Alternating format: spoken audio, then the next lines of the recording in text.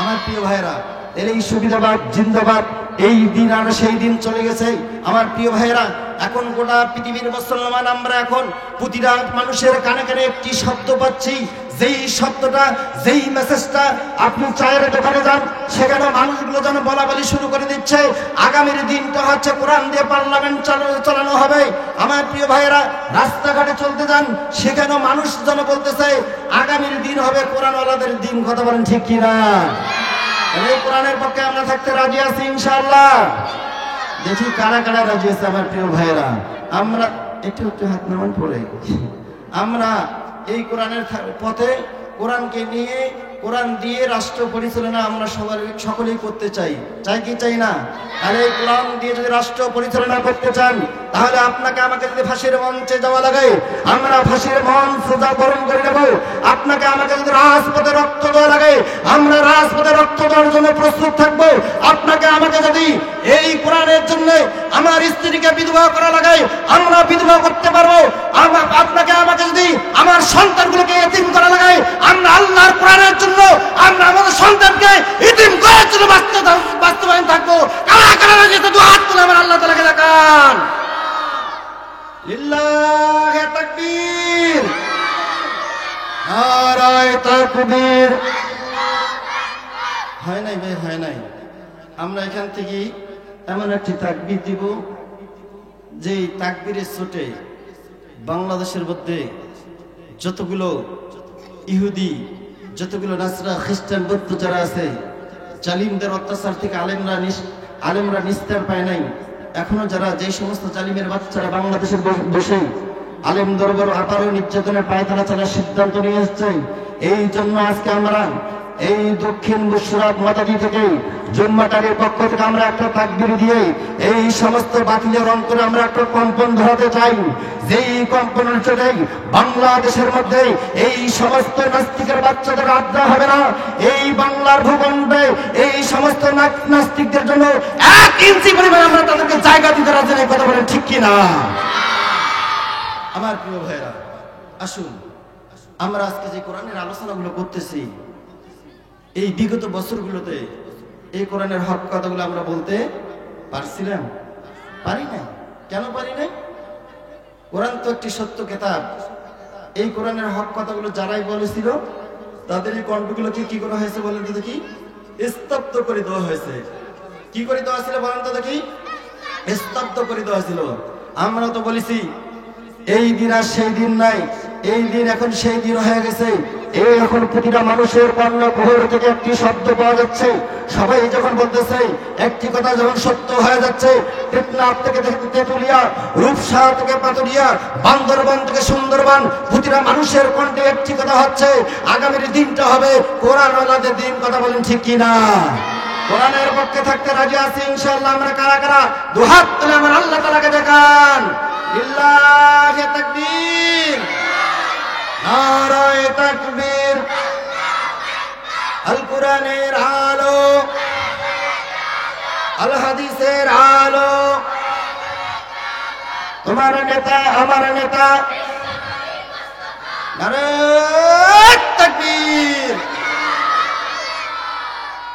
আমার প্রিয় ভাইরা, আসুন আমরা এখন আল্লাহর কোরআনের ভিতরে প্রবেশ করতে চাই। কোরআন থেকে ইনশাআল্লাহ এখন আলোচনা আপনাদেরকে শোনাবো।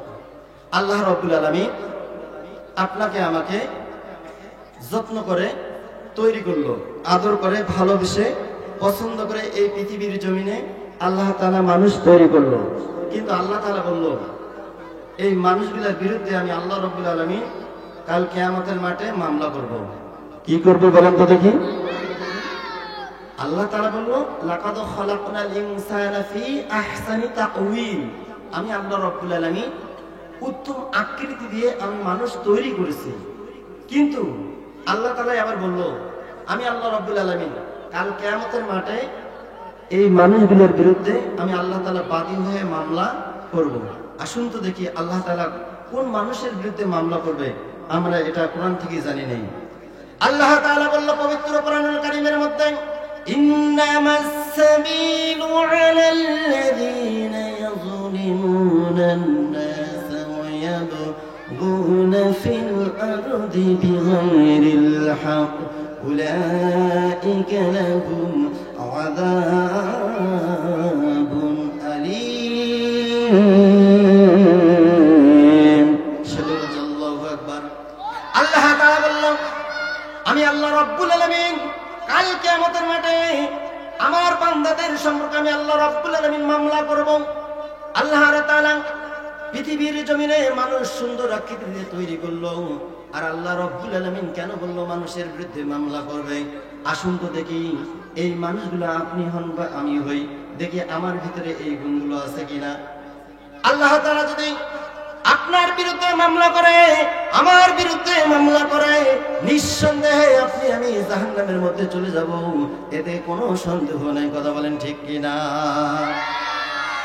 আল্লাহর নবী বিশ্ব নবী জনাবে মুহাম্মদ রাসূলুল্লাহ সাল্লাল্লাহু আলাইহি ওয়াসাল্লাম বললেন, ও আমার উম্মতেরা, একটি জিনিস ভালো করে জেনে নাও, তোমরা যে দুনিয়ার মধ্যে যে কর্ম করবে, যে কাজগুলো করবে, আল্লাহ তাআলা সেই সম্পর্কে একটি মেসেজ তোমাদেরকে দিলেন। তোমরা যে কাজগুলো করবে এই কাজের ফলাফলটাও তোমরা পেয়ে যাবে। আল্লাহ তাআলা পবিত্র কোরআনুল কারীমের মধ্যে গোটা বিশ্ববাসীকে জানাই দিল, আল্লাহ রাব্বুল আলামিন মানুষকে জানাই দিল, আল ইয়াউমা তুজজা কুল্লু নাফসিন বিমা কাসাবাত লা যুলমুল ইয়াউমা ইন্নাল্লাহা সারিউল হিসাব। সকলে বলছে আল্লাহু আকবার। আমার ভাইরা, আল্লাহ তাআলা পবিত্র কোরআনুল কারীমের মধ্যে জানাই দিল, তুমি তোমার কর্মের ফল তুমি পেয়ে যাবে। তুমি কি করেছো?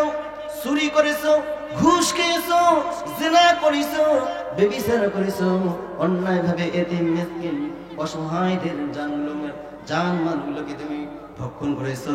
সুতরাং আমি আল্লাহ রাব্বুল আলামিন তোমার কর্মের ফল আমি আল্লাহ তাআলা তোমাকে বুঝিয়ে দিয়ে দেব। সকলে বলি সুবহানাল্লাহ। শুধু কি তাই আমার প্রিয় ভাইয়েরা, আল্লাহর নবী বিশ্ব নবী জনাবে মুহাম্মদ রাসূলুল্লাহ সাল্লাল্লাহু আলাইহি ওয়াসাল্লাম তিনি বললেন, ও আমার উম্মতেরা জেনে রাখো, আল্লাহ রাব্বুল আলামিন কাল কিয়ামতের মাঠে তুমি যে দুনিয়াতে চলাকালীন যে কর্মগুলো করেছিলে এর হিসাব নিকাশগুলো কাল কিয়ামতের মাঠে পূর্ণাঙ্গভাবে আল্লাহ রাব্বুল আলামিন তোমার কাছ থেকে নিয়ে নেবে। কিন্তু একটা জিনিস জেনে রাখো, দুইটা জিনিসের হিসাব আল্লাহ তাআলা দুনিয়ার মধ্যেই দিয়ে দেবে। কি দিবে বলেন তো? বলি, দুইটা জিনিস তুমি যদি করে থাকো, এই দুইটা জিনিসের ফলাফল তুমি দুনিয়ার মধ্যে পেয়ে যাবে। আল্লাহর নবী বিশ্ব নবী জনাবে মুহাম্মদ রাসূলুল্লাহ সাল্লাল্লাহু আলাইহি ওয়াসাল্লাম তিনি বললেন, ও আমার উম্মতেরা, তোমরা জেনে রাখো, এই দুইটা কাজ কখনো করবা না। সেই দুইটা কাজ হচ্ছে, প্রথম নাম্বার কাজটা হলো আল্লাহর নবী জানাই দিল, প্রথম নাম্বার কাজটা হলো আল উফ। কি বললাম বলেন তো দেখি? আল উফ মানে পিতা মাতাকে তোমরা কখনো কষ্ট দিবে না।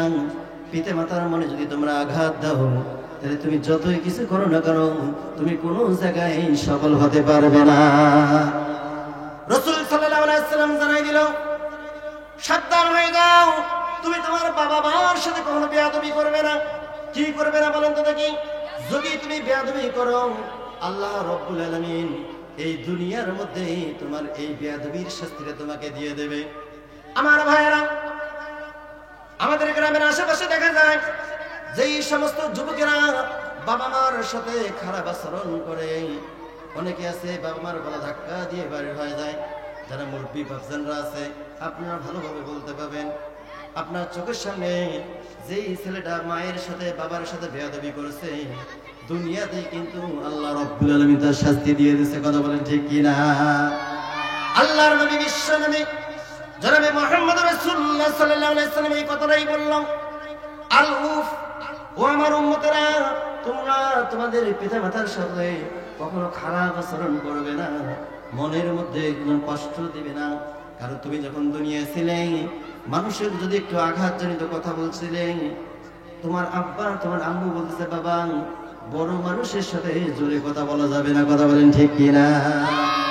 রাসূল সাল্লাল্লাহু আলাইহি ওয়াসাল্লাম বললেন, তুমি তোমার বাবার সাথে নরম সুরে কথা বলো। কি বলো বলেন তো দেখি? নরম সুরে কথা বলো, কর্কশ ভাষায় কথা বলো না। আর যদি বলে থাকো, আল্লাহ রাব্বুল আলামিন তোমাকে দুনিয়ায় শাস্তি দিয়ে দেবে। তাহলে প্রথমটা আমরা বুঝতে পারলাম, মানুষের হিসাব নিকাশ হবে কাল কিয়ামতের মাঠে। কিন্তু আল্লাহ রাব্বুল আলামিন বলল, দুইটা জিনিসের হিসাব দুনিয়াতে দিয়ে দেবে। রাসূল সাল্লাল্লাহু আলাইহি ওয়াসাল্লাম সবাইকে জানাই দিল। প্রথম নাম্বারটা হলো পিতামাতার সাথে খারাপ আচরণ করা যাবে না, আমার প্রিয় ভাইরা। দ্বিতীয় নাম্বারটা যেটা হলো আজ-জুলুম। কি বললো বলেন তো দেখি? জুলুম করা যাবে না। কি করা যাবে না ভাইরা? জুলুম করা যাবে না। রাসূল সাল্লাল্লাহু আলাইহি ওয়াসাল্লাম বলল, আজ-জুলমু যুলমাতুন ইয়াউমাল কিয়ামা। জুলুম এমন একটি জিনিস, এটা হচ্ছে ঘোর অন্ধকারে পরিণত হয়ে যাবে। এই জন্য কখনো জুলুম করা যাবে না। জুলুম করা যাবে?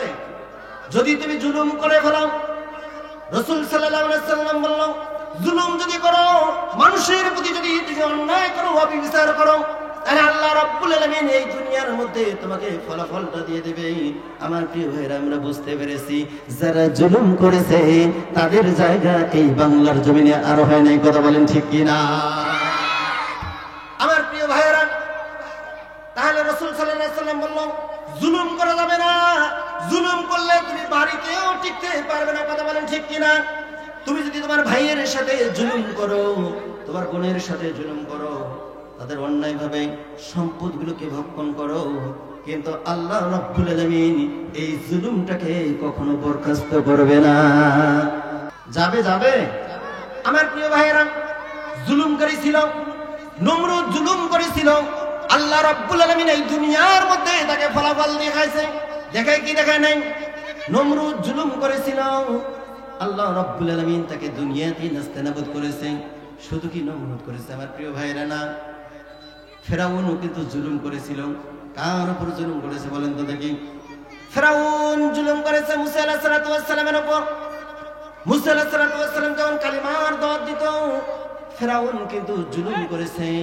একটি কথা বলেছিল, ও আমার অনুসারীরা, মুসার কালিমা তোমরা কখনো পড়বা না। এই কালেমা পড়লে তোমরা গুনাহের দিকে চলে যাবে, সুতরাং মুসার কালেমা তোমরা পড়বে না। তার মানে বুঝতে পারলাম আমার প্রিয় ভাইয়েরা, জুলুম করেছে ফেরাউনও কিন্তু জুলুম করেছে।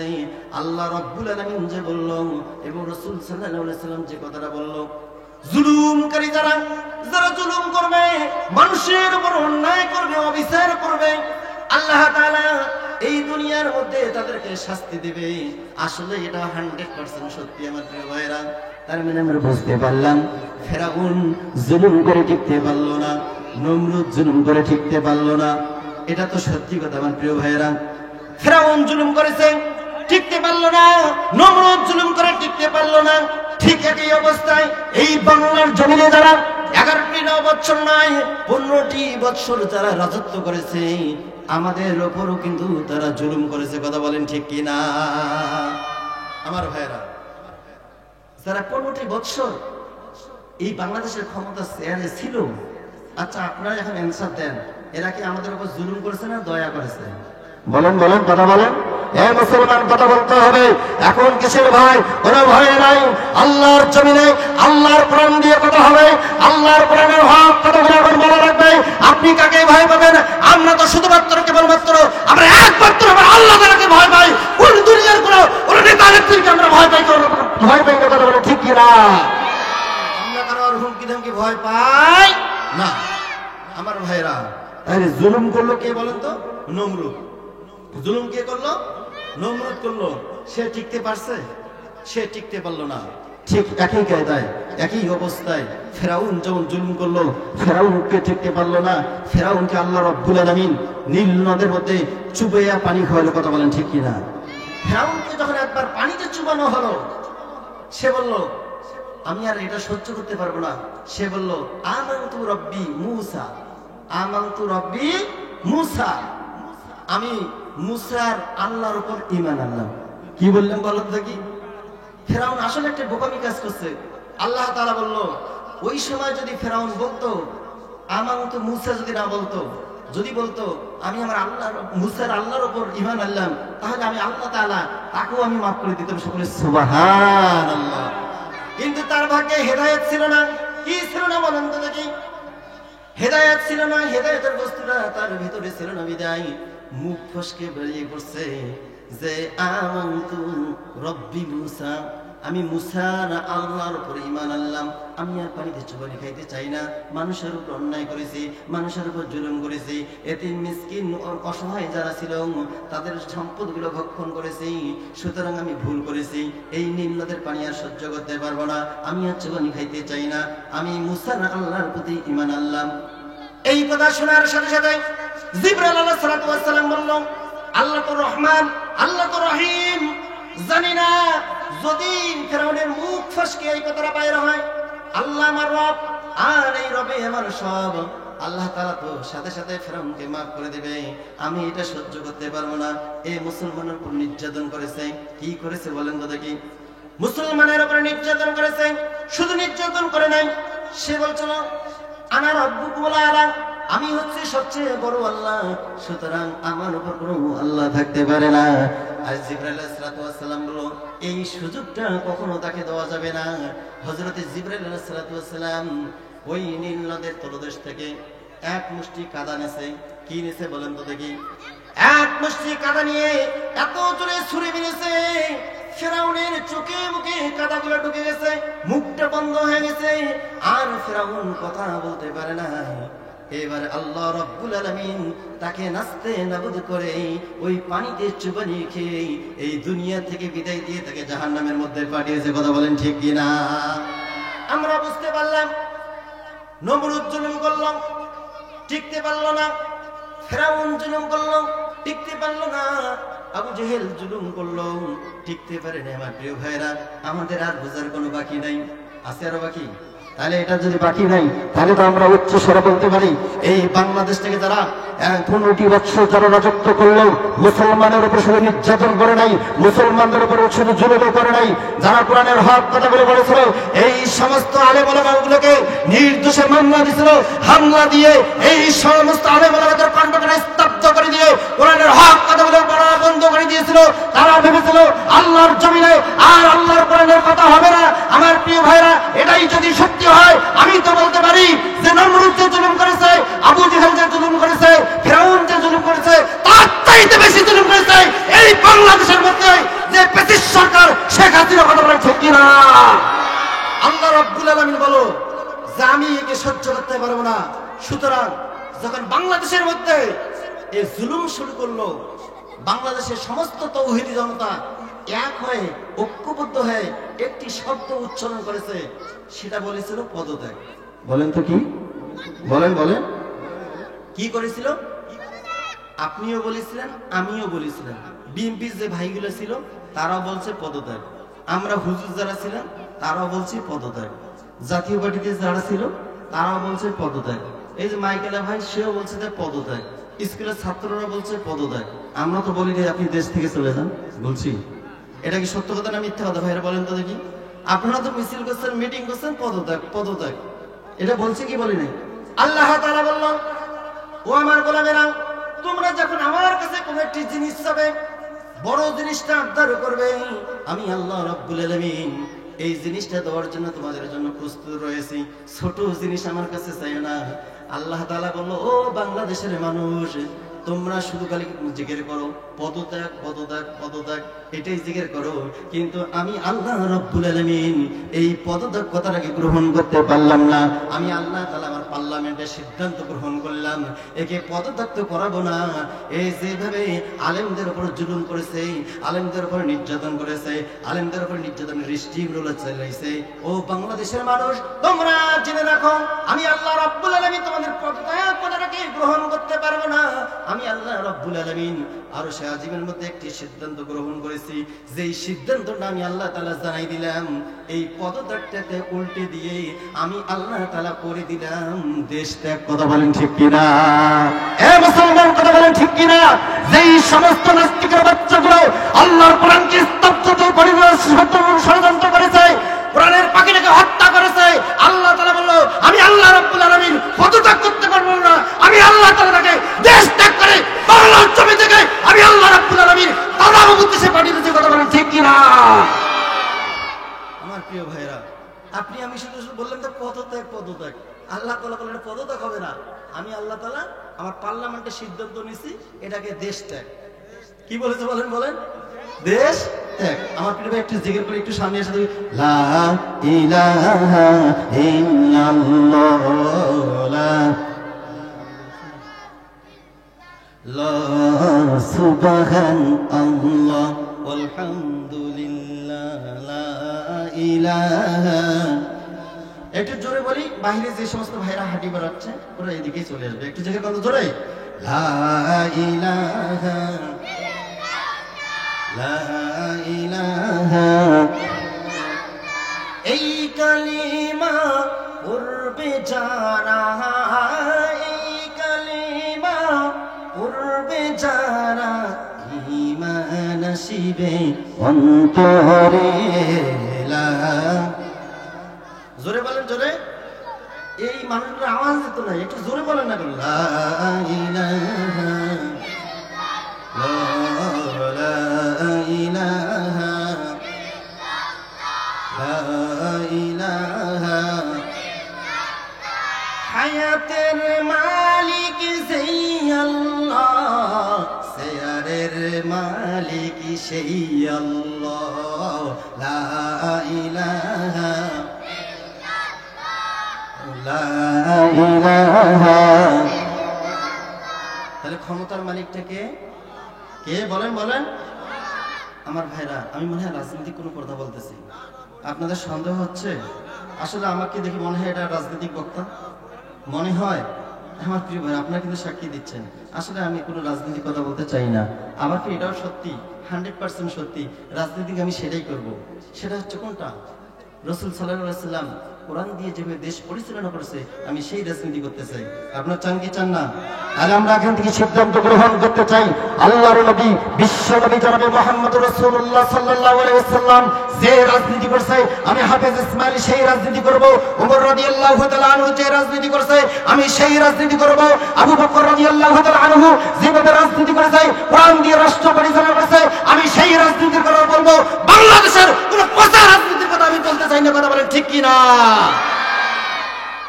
আপনারা ভাবতেছেন বক্তা ছোট হোক, ছোট বক্তা কি আর করবে, তাই না? হ্যাঁ, এটাই তো বলতেছেন। আমার প্রিয় ভাইরা, আপনার বাসায় ইঁদুর আছে কারো? বিড়াল আছে না? বিড়াল ছিলেন কি? বিড়াল, বিড়ালকে আপনি তখনই পরীক্ষা করবেন, আপনার বাসায় যদি ইঁদুর ধরতে না পারে, তার মানে এই বিড়ালের খাওয়া নাই, তাই না? খাওয়া আছে। আপনি আমি দেখবো সত্যিকারে সে যদি বিড়াল হয়, তাহলে অবশ্যই সেই ইঁদুর কি করবে? শিকার করবে। আর যদি সেই ইঁদুর ধরতে না পারে, তার মানে ওর স্ক্রু কি ঢিলা। কি বলেন তো দেখি? এবার দেখো আপনাদের স্ক্রু ঢিলা আছে না ভালো আছে? ইনশাআল্লাহ। আমার প্রিয় ভাইরা, এই যে কথাটা আপনাদের বোঝাচ্ছি, তাহলে বক্তা সুন্দর হোক, কালো হোক, ফর্সা হোক, এটা দেখার বিষয় নয়। বক্তা ছোট হোক, লম্বা হোক, এটা দেখার বিষয় নয়। বক্তা মোটা হোক, চিকন হোক, এটা দেখার বিষয় নয়। দেখতে হবে বক্তা কোরআনের হক কথা করে বলতে পারেন কিনা। কথা বলেন ঠিক কিনা? এটাই যদি সত্যি হয়, তাহলে আপনি বাড়িতে যাবেন, বাড়িতে যেয়ে দেখবেন আপনার এই বিড়াল যদি ইঁদুর ধরতে পারে, তাহলে আপনি বুঝতে পারবেন এটা আসলে প্রকৃত বিড়াল। আমার প্রিয় ভাইয়েরা, এখান থেকে সিদ্ধান্ত গ্রহণ করতে হবে, রাজনীতি যদি করতে হয়, আমরা কোরআন দিয়ে রাজনীতি করতে চাই। কথা বলেন ঠিক কিনা? এই কোরআনের পক্ষে কারা কারা থাকতে রাজি আছি? দুহাত তুলে আল্লাহ তাআলাকে দেখান। নারায়ে তাকবীর, নারায়ে তাকবীর। আমার প্রিয় ভাই, কিছু কিছু ভাই আসলে ঘুমাচ্ছে, হাত নামান তো দেখি কে কে ঘুমায়। আরে ভাই, আপনি যদি ঘুমান, এই ঘুমাইলে তো আবার শর্ট করে ভেতরে ঢুকে যাবে। শুনেন নাই? কিছুদিন আগে আমরা একটা নিউজ পাইছি, মুসলমান যদি এখন ঘুমিয়ে পড়ে, শর্ট করে আবার ভিতরে প্রবেশ করবে। এই জন্য কি করতে হবে? সজাগ থাকতে হবে। এইভাবে সজাগ থাকলে হবে না, এমন ভাবে সজাগ থাকতে হবে বাংলাদেশের মধ্যে কোন নাস্তিকের জন্য আস্থানা থাকে না, বাংলাদেশের মধ্যে জুলুমকারীরা আস্থানা হবে না। আমরা এই বাংলার জমিনে আর জুলুমকারী কোন শাসক দেখতে চাই না। কেউ যদি আবারও এই জুলুম করার জন্য চিন্তা ভাবনা করে, বাংলাদেশের 18 কোটি মুসলমান প্রয়োজন হলে কাপড়ের কাপড় মাথায় বেঁধে এই সমস্ত জুলুমকারীর বিরুদ্ধে আমরা প্রয়োজন হলে মিছিল মিটিং করার জন্য রাজপথে নামতে বাধ্য হবে। কথা বলেন ঠিক কিনা? কিন্তু আমরা চাই না, আল্লাহর জমিনে আমাদের এই আল্লাহর কোরআনের কথা বলতে দেবে না। আমরা মুসলমান কখনো মানতে রাজি যদি মানতে রাজি না হন তাহলে এই ফাঁকা জায়গাগুলো একটু পূরণ করে নেন।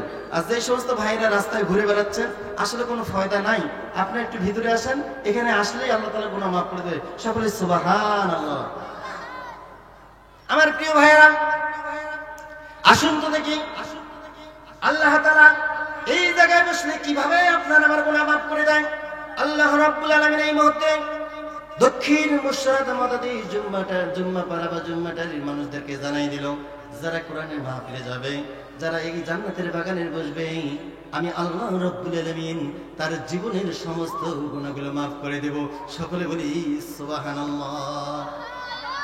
আমার প্রিয় ভাইরা, আল্লাহ তাআলা পবিত্র কোরআনুল কারীমের মধ্যে গোটা বিশ্ববাসীকে জানাই দিল, ইন তাজতানিবু কাবাইরা মা তুনহাউনা আনহু নুকাফির আনকুম সাইয়্যাতিকুম ওয়া নুদখিলুকুম মুদখালান কারীমা।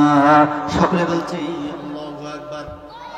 আল্লাহ তাআলা এই মুহূর্তে জানাই দিলাম, যারা কোরআন শোনার জন্য আসবে, কোরআন বোঝার জন্য আসবে এবং কোরআনের আয়োজন যারা করবে, আমি আল্লাহ রাব্বুল আলামিন আমার পার্লামেন্টের মধ্যে সিদ্ধান্ত গ্রহণ করলাম, আমি আল্লাহ তাআলা এই সমস্ত বান্দার জীবনের সমস্ত গুনাহগুলো মাফ করে দিলাম।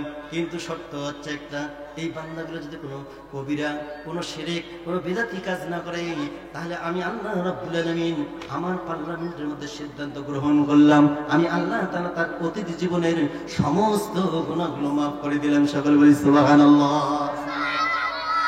আমার প্রিয় ভাইরা, এই মাহফিল আজকে আছে কালকে নাই।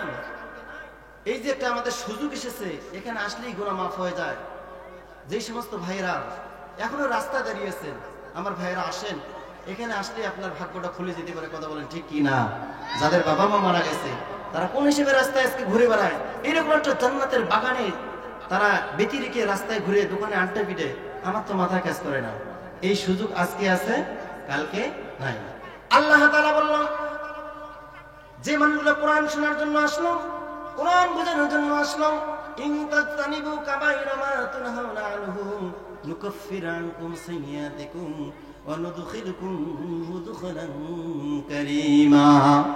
আল্লাহ তাআলা বললেন, ও দক্ষিণ মুশরাত মাদাতির লোক, ও জুম্মা পাড়ার লোক, তোমরা গুনাহ করতে করতে হয়রান হয়ে গেছো, পরেশান হয়ে গেছো, চিন্তার কোনো কারণ নাই।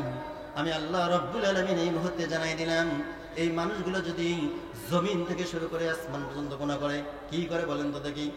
জমিন থেকে শুরু করে আসমান পর্যন্ত যদি গুনাহ করে, আমি আল্লাহ তাআলা আমার পার্লামেন্টের সিদ্ধান্ত গ্রহণ করেছি, এই সমস্ত মানুষের আমি আল্লাহ তাআলা জীবনের সমস্ত অপরাধ, সমস্ত গুনাহগুলো মাফ করে দিলাম। সকলে বলে সুবহানাল্লাহ।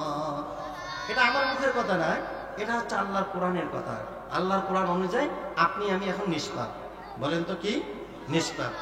আল্লাহ তাআলা বললেন, যাদের আমি গুনাহ মাফ করে দিলাম, শুধু গুনাহ মাফ করে দিই নাই, আমি আল্লাহ রাব্বুল আলামিন আর একটি মেসেজ দিলাম, ও দক্ষিণ মুশরিক মাদাতির ভাইয়েরা, ও আমার বোনেরা, ও আমার মায়েরা, তোমরা যারা এখনো ঘোরাফেরা করতেছো, মাহফিলের দিকে চলে আসো। আল্লাহ তাআলা বললেন, ওয়াস্তাগফিরুনা লিল্লাযীনা আমানু রাব্বানা ওয়াসি'তা কুল্লা শাইইন রাহমাতান ওয়া ইলমা। সকলে বলছে আল্লাহু আকবার। ও দক্ষিণ মুশরিক মাদাতির মানুষ, আল্লাহ তাআলা এই মুহূর্তে আপনাকে আমাকে মেসেজ দিল, যেই মেসেজটা আল্লাহ রাব্বুল আলামিন দিল, ওয়াস্তাগফিরুনা লিল্লাযীনা আমানু, যারা ঈমান আনয়ন করছে। কি করেছে বলেন তো দেখি? ঈমান যারা এনেছে, এই ঈমান বলতে এখানে একটি জিনিস বোঝা যাচ্ছে, আপনার যদি ঈমান না থাকতো এই কোরআনের মাহফিলে আজকে আসতে পারতেন না। কথা বলেন ঠিক কি না? তাহলে যারা এই জান্নাতের বাগানে আসতে পারে নাই, তাদের ঈমানের মধ্যে ঘাটতি আছে। কথা বলেন ঠিক কি না? কিন্তু আল্লাহ রাব্বুল আলামিন বলল, ওয়াস্তাগফিরুনা লিল্লাযীনা আমানু, যারা ঈমান আনলো, আমাকে বিশ্বাস স্থাপন করলো, এই মানুষগুলো যদি কোনো কোরআনের ময়দানে আসে, কোরআন শোনার জন্য আসে, ঈমানটাকে তরতাজা করার জন্য আসে, এই মানুষগুলোর জন্য আসমানের মধ্যে সবচেয়ে বড় বড় ফেরেশতা যারা আছে, এই মানুষগুলোর জন্য আমি আল্লাহর কাছে তারা গুনাহ মাফের জন্য দরখাস্ত দিয়ে দেয়। সকলে বলি সুবহানাল্লাহ। আল্লাহ তাআলা জানাই দিল, ওয়াস্তাগফিরুনা লিল্লাযীনা আমানু রাব্বানা ওয়াসি'তা কুল্লা শাইইন রাহমাতান ওয়া ইলমা ফাগফির লিল্লাযীনা তাবু ওয়াত্তাবাউ সাবিলা وقيهم عذاب الجحيم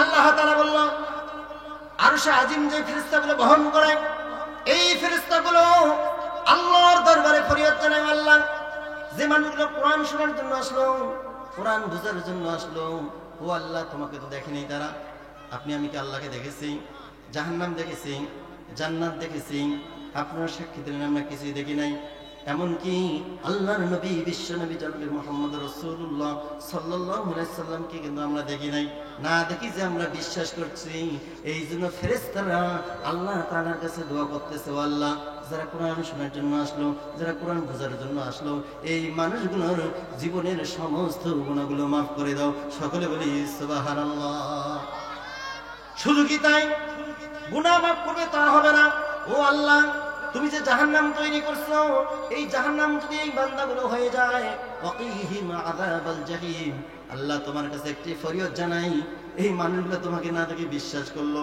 এই মানুষগুলো যদি জাহান্নামী হয়ে যায় আল্লাহ এই মানুষগুলোর যতক্ষণ পর্যন্ত তুমি জাহান্নাম হারাম করে দাও নাই ততক্ষণ পর্যন্ত আমরা ফেরেশতারা তাদের বিরুদ্ধে দোয়া করা আমরা ছাড়ব না সকলে বলি সুবহানাল্লাহ আমার প্রিয় ভাইরা আল্লাহর নবী বিশ্ব নবী জনাবে মুহাম্মদ রাসূলুল্লাহ সাল্লাল্লাহু আলাইহি সাল্লাম তিনি আবার বলল আল্লাহর কোরআন দিল শুধু তাই নয় আল্লাহ রাব্বুল আলামিন রাসূল সাল্লাল্লাহু আলাইহি সাল্লাম তিনি বলল ওয়া ইন্নাল আলিমা ফায়াস্তাগফিরুনা লিল্লাযীনা আমানু মান ফিস সামাওয়াতি ওয়া মান ফিল আরদ সকলে বলি আল্লাহু আকবার ওয়া ইন্নাল আলিমা ফাস্তাগফিরু লাহু যারা কি করল নিজের জীবনটাকে সংশোধন করার জন্য কোরআনের মাহফিলের দিকে চলে আসলো আমার প্রিয় ভাইরা আল্লাহ রাব্বুল আলামিনের সৃষ্টি জগতের সৃষ্টিকুলের মধ্যে যতগুলো সৃষ্টি আছে এই সৃষ্টিকুলের মধ্যে বোঝা যায় আল্লাহ তাআলার একটা সৃষ্টি হলো পিপিরা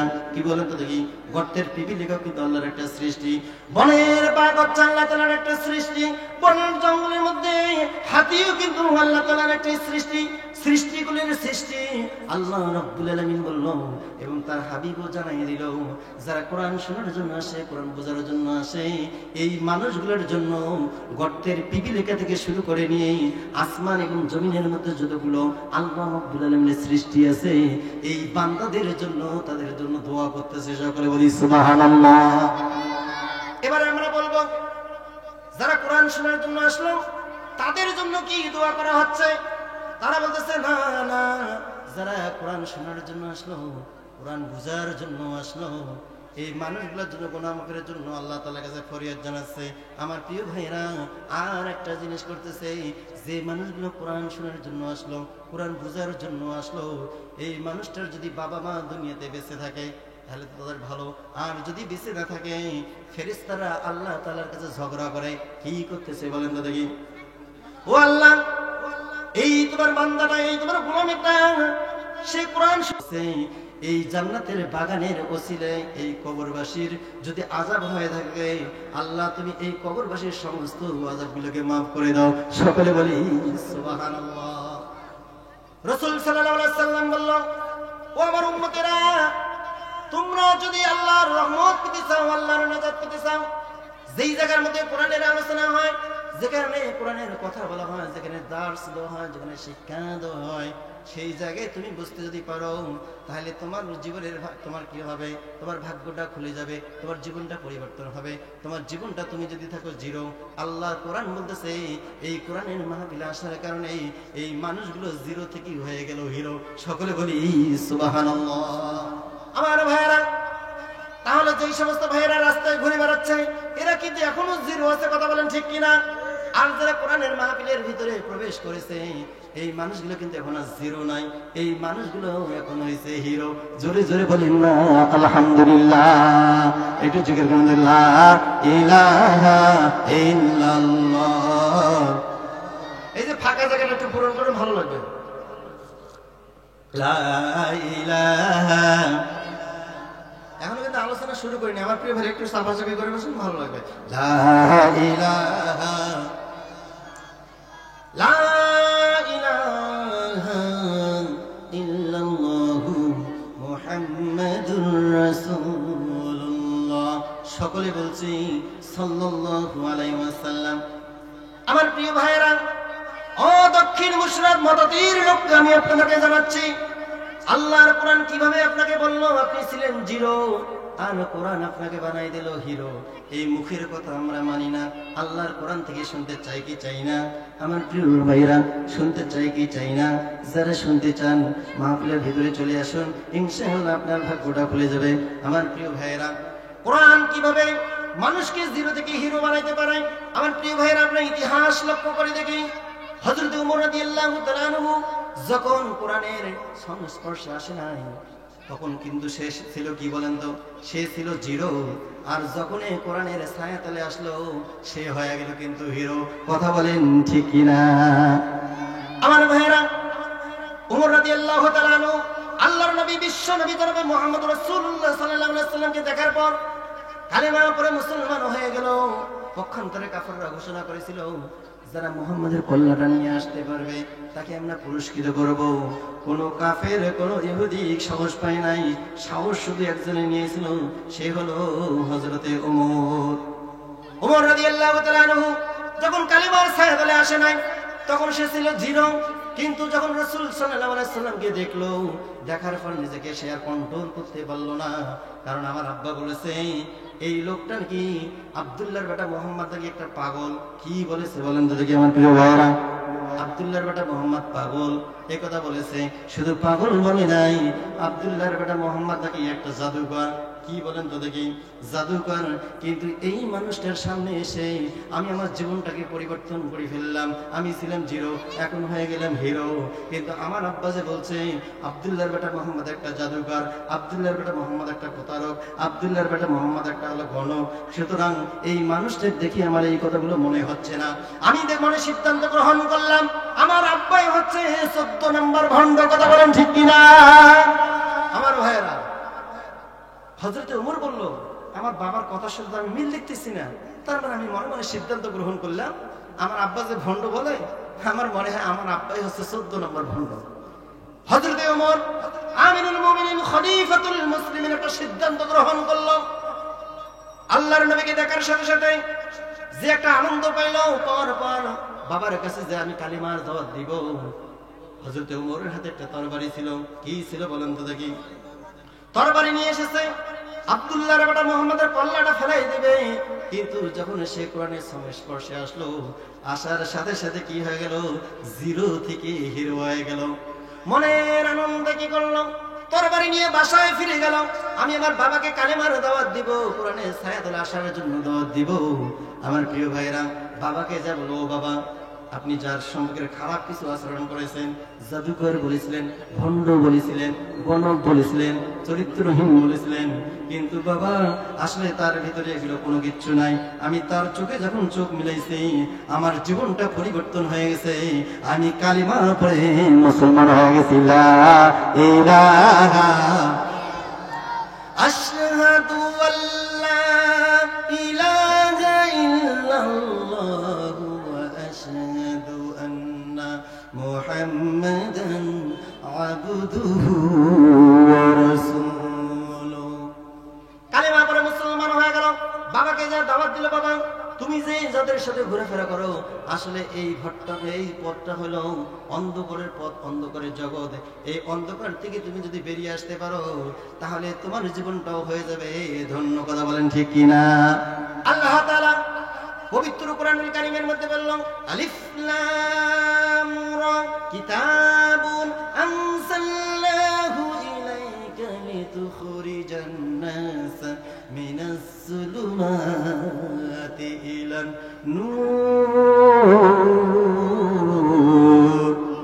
আল্লাহ তাআলা বললেন, যারা শয়তানের খপ্পরে পড়ে অন্ধকার জগতে পা দেবে, যদি সে ঈমানদার হয়ে যায়, আমি আল্লাহ রাব্বুল আলামিন এই অন্ধকার থেকে আমি আল্লাহ তাআলা তাদেরকে বেছে বেছে আমি আল্লাহ তাআলা নূর নামক আলো যে জিনিসটা আছে আমি আল্লাহ তাআলা তাকে কি করব আলোর মধ্যে নিয়ে আসবো। সকলে বলি সুবহানাল্লাহ। আমার ভাইয়েরা, হযরতে ওমর রাদিয়াল্লাহু তাআলা আনহু বাবাকে যখন দাওয়াত দিচ্ছে, বাবা কথা শুনতেছে না। সে বলল, বাবা আসলে এটা ভালো কথা, রাসূল সাল্লাল্লাহু আলাইহি ওয়াসাল্লাম যে কথাগুলো বলে এটা সত্যি কথা। আব্দুল্লাহর বেটা মুহাম্মদ কখনো পাগল হতে পারে না, যারাই পাগল বলে আসলে তারাই পাগল। আমার প্রিয় ভাইরা, এবার বাবা ছেলের মধ্যে তর্ক শুরু হয়ে গেল।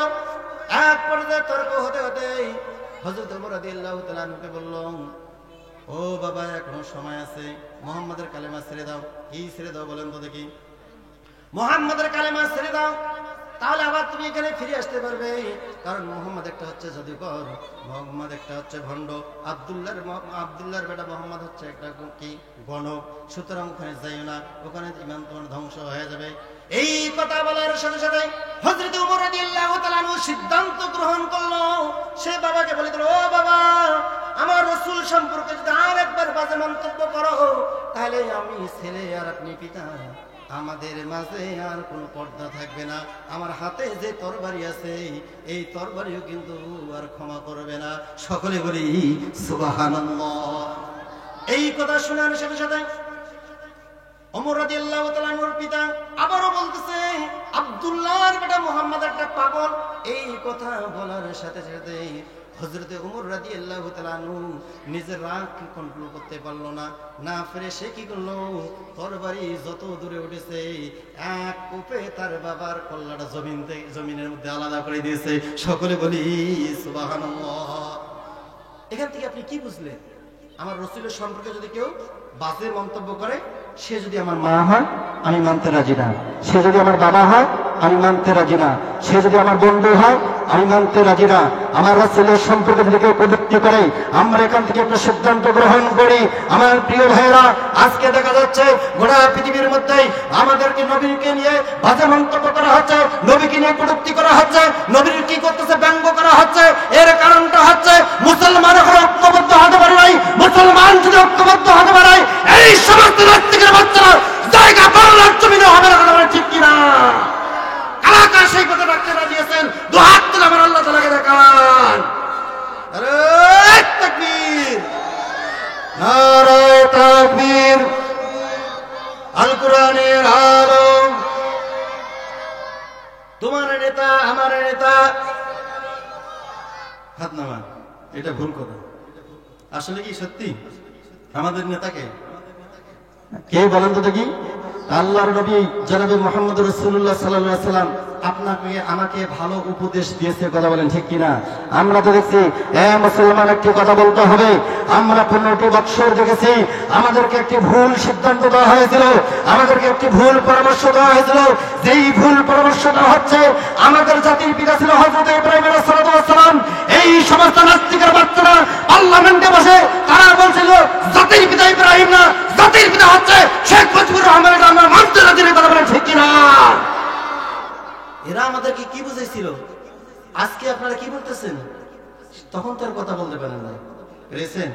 এই জন্য তো আবার বলেন আলহামদুলিল্লাহ, এখন আমরা উন্মুক্ত ময়দানে কোরআনের হক কথাগুলো বলতে পারতেছি, কথা বলেন ঠিক কিনা? তাহলে আমরা এখান থেকে সিদ্ধান্ত গ্রহণ করবো, কে আমাদেরকে টাল্টি বাল্টি কথা বলবে আমরা সেই কথা পাওয়া যাবে না। আমরা একটাই মেনে নেবো, আমাদের জাতির পিতা হচ্ছে হযরত ইব্রাহিম আলাইহিস সালাম, কথা বলেন ঠিক কিনা? যদি কেউ বলে যে হযরত ইব্রাহিম জাতির পিতা না, আমরা মুসলমান মানতে রাজি না। শুধু মুসলমান মানতে রাজি না, বাংলার 18 কোটি মুসলমান আমরা তো কখনোই মানবো না। আর একবার যদি কেউ এইরকম কথা মুখ থেকে উচ্চারণ করে, তার চিৎকার দিলে আমরা কুত্তা দিয়ে খাওয়াবো, কথা বলা ঠিক কিনা? আমাদেরকে হুমড়িতামড়ি পুলিশের ভয় দেখে আমাদেরকে কি বলেছিল? জাতির পিতা ইব্রাহিম নয়, কি বলেছিল বলেন তো? ক্ষমতার মালিকটা কে? ক্ষমতার মালিক থেকে যেই পানিতে নরম জিনিস শক্ত হয়। আমার প্রিয় ভাইয়েরা, পানি যখন আপনি গরম করবেন দেখবেন নরম জিনিস যদি গরম পানিতে দেন শক্ত হয়ে যায়, আবার যদি শক্ত জিনিস গরম পানিতে দেন আবার কিন্তু। তিনি কি করলো? রাসূল সাল্লাল্লাহু আলাইহি সাল্লামের যখন বাজে মন্তব্য করলো, কি করলো? তরবারি দিয়ে কল্লাটা আলাদা করে দিয়েছে, কথা বলেন ঠিক কিনা? তাহলে আপনারা কিসের জাতি? আমরা তো হচ্ছে আপনার আমার শরীরের মধ্যে হযরত ওমর রাদিয়াল্লাহু তাআলা আনহুর রক্ত বইতেছে, কথা বলেন ঠিক কিনা? আমার প্রিয় ভাইরা, আপনার শরীরে আমার শরীরে হযরত আম্মারের রক্ত বইতেছে, আপনার শরীরে আমার শরীরে হানজালা রক্ত বইতেছে, আপনার শরীরে আমার শরীরে এই বাংলার জমিনে 24 সালের 5ই আগস্ট বৈষম্য বিরোধী ছাত্র আন্দোলন যেই সমস্ত জালিমদের বিরুদ্ধে যুদ্ধ করে এই বাংলাদেশকে একটি সুন্দর পরিবেশ দিয়েছে। রংপুর জেলার যে আবু সাইদ বুকেরটা কি করলো, টান টান করে দিয়ে, আর তারা কি করলো, বাতিলের কাছে পরাজয় স্বীকার করে না, গুলির সামনে নিজের জীবনটাকে বিলিয়ে দিয়ে সেই ইতিহাস তৈরি করলো। মুসলমান কোন বাতিলের কাছে পরাজয় স্বীকার করে না, কথা বলেন ঠিক কিনা? এটাই যদি সত্য হয়, এই আবু সাইদের রক্ত আমাদের শরীরে বইতেছে, আমরা সিদ্ধান্ত করে এখান থেকে গ্রহণ করবো আগামী দিনগুলোতে যারা পার্লামেন্টে কোরআনের আইন বাস্তবায়ন করতে দেবে না, এই সমস্ত নাস্তিকের রাস্তারা বাংলার জমিনে থাকবে না, কথা বলেন ঠিক কিনা? কারা কারা রাজি হচ্ছে তো হাত তুলে আল্লাহ তাআলাকে দেখান। এগুলো কি তাকবীর? এগুলোই তাকবীর? হাত নামান আমার প্রিয় ভাইয়েরা, হাত নামান। তাহলে হযরত ওমর রাদিয়াল্লাহু তাআলা আনহু তিনি কি করলো বলেন তো দেখি? ছেলে এবং বাবা সম্পর্কটা বিচ্ছিন্ন হয়ে গেল কিসের কারণে? আল্লাহ রাসূলকে কটূক্তি করার কারণে। আমার প্রিয় ভাইরা, তিনি বাবার কল্লাটা আলাদা করে দিয়ে আবার রাসূল সাল্লাল্লাহু আলাইহি ওয়াসাল্লামের দরবারে চলে আসলো, এসে বলতেছে, ইয়া রাসূলুল্লাহ, ইয়া হাবিবাল্লাহ, আমি আজকে আমার একটি ভুল কাজ করেছি। আপনার বিরুদ্ধে যখন আমার বাবা একটু খারাপ মন্তব্য করেছে, আমি তরবারি দিয়ে তার কল্লাটা আলাদা করে দিয়ে দিয়েছি। শুধু দেই নাই আমার প্রিয় ভাইয়েরা, আমি আজকে থেকে ওমর সিদ্ধান্ত গ্রহণ করলাম, আমি কালিমার ছায়াতলে এসেছি, আমি ছিলাম জিরো, এখন হয়ে গেলাম হিরো।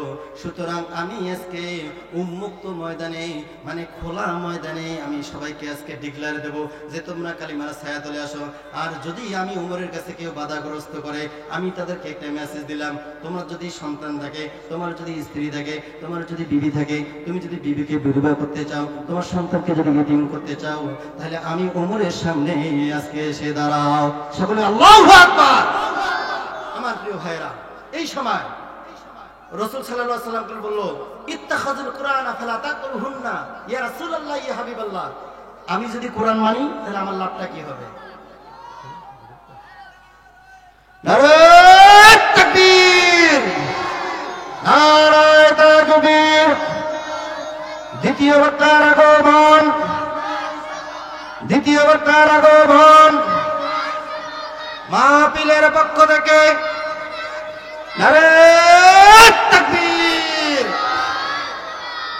আমার প্রিয় ভাইরা, তাহলে আপনাদেরকে আজকে যে আলোচনাটা উপহার দেওয়ার সিদ্ধান্ত নিয়েছিলাম, আল্লাহ তাআলা যুগে যুগে মানুষের যে পরীক্ষাগুলো নেয়, ঠিক একই অবস্থা। থানবী রহমতুল্লাহ আলাইহি তেনার কাছে এক যুবক এসে বলল যে আমি একটি ভুল কাজ করেছি, আমি 4টা বিবাহ করেছি। কয়টা? এক যুবক এসে বলল আমি 4টা বিবাহ করেছি, সুতরাং এই পরিবারটা আমি সামলাইতে পারতেছি না, এখন সিদ্ধান্ত করেছি বউগুলা তালাক করে দেব। কি করব? তালাক করে দেব। আমার প্রিয় ভাইরা, একজন ইমামের কাছে আসলো, থানবী রহমতুল্লাহ আলাইহির কাছে এসে বলল আমাকে একটা সমাধান দেন। ঠিক আছে, সমাধান এটাই হচ্ছে, আমি তোমার বাসায় যাব, যাওয়ার পর যদি দেখবো, বাসায় যেয়ে দেখবো, আমি পরীক্ষা নেবো তোমার স্ত্রীর কাছে। থানবী রহমতুল্লাহ আলাইহি তিনি বাসায় যেয়ে বলল, তোমার স্ত্রীগুলোকে পর্দার সহিত ডাক দাও, আমি একটি প্রশ্ন করব, যদি কেউ প্রশ্নের উত্তর দিতে পারে, সঠিক উত্তর দিলে সে আপনার বউ থাকবে, আর যদি সঠিক উত্তর দিতে না পারে তাহলে সে তালাক হয়ে যাবে। আমার প্রিয় ভাইরা, প্রশ্নটা ভালো করে বুঝেন। সেটা হচ্ছে 4টে বউর মধ্যে একজনকে ডাক দিল, দিয়ে বলল, ও বৌমা তুমি বলো তো একদিনে ফরজ নামাজ কতগুলো, কত রাকাত? কে নামাজি এখানে আছে? আপনারা নামাজ পড়েন না? একদিনে নামাজ হচ্ছে কত রাকাত ফরজ? 17 রাকাত। এই বৌমাকে যখন জিজ্ঞাসা করছে একদিনে ফরজ নামাজ কতগুলো, সে বলে 17 রাকাত। তবে তুমি পাস। দ্বিতীয় বউকে ডাকা হলো, বৌমা তুমি বলো তো একদিনে ফরজ নামাজ কত রাকাত? সে বললো, আমার যদি বড় আপা 17 রাকাত বলছে, আমি 17 রাকাত বলবো না, সুতরাং আমি বলি 15 রাকাত। প্রশ্নটা কেমন যেমন না? সে বললো, যদি আমি প্রমাণ দিতে না পারি, আমি আর তার স্ত্রী হিসেবে থাকতে রাজি নই। এবারে তৃতীয় বউকে ডাক দিল, একই অবস্থা, বৌমা তুমি বলো তো দেখি একদিনে ফরজ নামাজ কত? সে বললো, আমার বড় আপা বলছে 17 রাকাত, আমার মেজো আপা বললো 15 রাকাত, সুতরাং আমি একটু 2 রাকাত কম করি। এ আবার বললো যে আসলে একদিনে ফরজ নামাজ হলো 13 রাকাত। তিনজন গেল। চতুর্থ নম্বর বউকে ডাক দিয়ে বলল, ও বৌমা তুমি বলো তো দেখি একদিনে ফরজ নামাজ কত রাকাত? সেই একই কথা বলল। আমার বড় আপা বলছে 17 রাকাত, আমার মেজো আপা বলছে 15 রাকাত, আমার পরে যে সেজো আপা আছে সে বলল আসলে 13 রাকাত। আমি একটু বাড়াই বলি, আমি বলি যে একদিনে ফরজ নামাজ হচ্ছে 19 রাকাত। সকলে সুবহানাল্লাহ। প্রথম বউ বলল আমি যদি প্রমাণ দিতে না পারি আমি আর স্ত্রী থাকবো না। দ্বিতীয় বউ একই কথা বলে আমি যদি 15 রাকাত প্রমাণ দিতে না পারি তাহলে আমি তার স্ত্রী থাকবো না, আমি তালাক করে দেবো। আমার প্রিয় ভাইরা, যাক এই প্রশ্নটা রেখে যেহেতু মেহমান আমাদের কাছে এসেছে, আসলে তার সঙ্গে কথা বলে আমার বেয়াদবি হয়ে যাবে। আমার প্রিয় ভাইরা, প্রশ্নটা বুঝলেন ইনশাল্লাহ? কোনো একদিন ইনশাল্লাহ হয়তো আপনাদের আশেপাশে মাহফিল হচ্ছে, এরকম একটা প্ল্যান হচ্ছে। যদি হয় আপনারা এই প্রশ্নটা আমাকে উঠাই দেবেন যে একদিনে ফরজ নামাজ কত? 4টে স্ত্রী 4টে কথা। একদিন প্রথম বউ বললো 17 রাকাত, দ্বিতীয় বউ বলছে 15 রাকাত ফরজ নামাজ। যদি আমি প্রমাণ দিতে না পারি তার স্ত্রী থাকবে না, আমি তালাক দিয়ে চলে যাব। তৃতীয় বউ কি বললো? একদিনে ফরজ নামাজ হলো 13 রাকাত, আমি যদি প্রমাণ দিতে না পারি তাহলে আমি তার স্ত্রী থাকবে না, আমি নিজে তালাক দিয়ে যাবো। চতুর্থ নম্বর বউ বললো একদিনে ফরজ নামাজ 17 রাকাত নয়, 15 রাকাত নয়, 13 রাকাত নয়, একদিনে ফরজ নামাজ হচ্ছে 19 রাকাত। আমি যদি প্রমাণ দিতে না পারি তাহলে আমি তাকে সহজে তালাক দিয়ে আমি চলে যাব। প্রশ্নটা সহজ না কঠিন? প্রশ্নটা সহজ না কঠিন? কিন্তু সব সমস্যার সমাধান দিতে পারে শুধুমাত্র কেবলমাত্র একমাত্র আমার আল্লাহর কোরআন। কথা বলেন ঠিক কিনা? এই কোরআনের পথে আপনারা থাকতে রাজি আছেন কিনা? আমার প্রিয় ভাইয়েরা, আপনাদেরকে পরীক্ষা দিতে হবে। সামনে যদি রাস্তা আছে আমরা সবাই এই কোরআনের দলকে সাপোর্ট করে আমরা দেখিয়ে দিতে চাই আমরা আল্লাহর কোরআনকে ভালোবাসি, আল্লাহর কোরআন দিয়ে রাষ্ট্র পরিচালনা করতে চাই, আল্লাহর কোরআন দিয়ে আমরা সব জিনিস সমাজকে পরিবর্তন করতে চাই। কারা কারা রাজি আছেন দুহাত তুলে আমার আল্লাহ তাআলাকে দেখান। এগুলো তাকবীর। যাই হোক আমার প্রিয় ভাইরা, মেহমান এসেছে আর কথা বলা একটি ঠিক না। আমি এই আশাবাদ ব্যক্ত করে আপনাদের কাছ থেকে বিদায় নিচ্ছি। আমি আপনাদের এলাকারই সন্তান, আমার বাসা হচ্ছে চৌধুরীহাট।